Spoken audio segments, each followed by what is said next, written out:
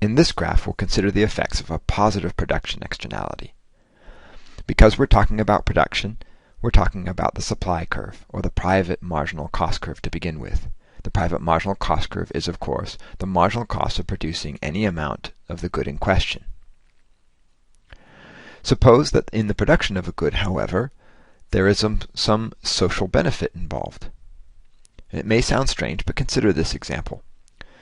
Consider a beekeeper who keeps bees and produces honey on a property that's directly adjacent to an apple orchard. The fact that the beekeeper keeps bees and produces honey there actually increases the output of the apple orchard itself. So the private cost of keeping bees is the amount it costs to keep the bees, the labor, the packaging, the energy, anything else that goes into producing honey.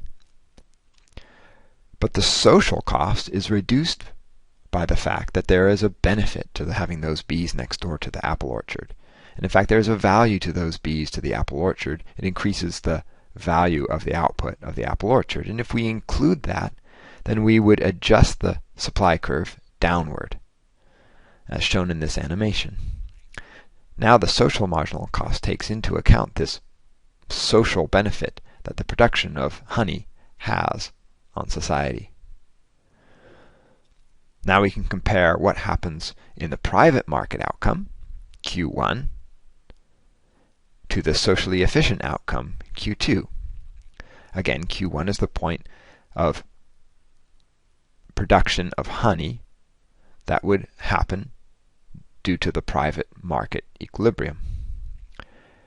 However, if somehow I took into account, if I'm the beekeeper, the benefit of keeping bees, or perhaps, for example, the person who ran the apple orchard paid me the value of the extra output that my bees provided them, then I would choose to make Q2 amount of honey rather than Q1. The difference, of course, between the privately optimal amount of honey production and the socially optimal amount of honey production gives us, again, the deadweight loss. This is the difference between how much is provided privately and how much would be provided in a socially optimal level. And this is the loss of surplus that society would gain from having this extra honey production. Since I don't take this positive production externality into account, I only produce at A and not B, and thus this surplus is not realized in the private market, and that's what we call a deadweight loss.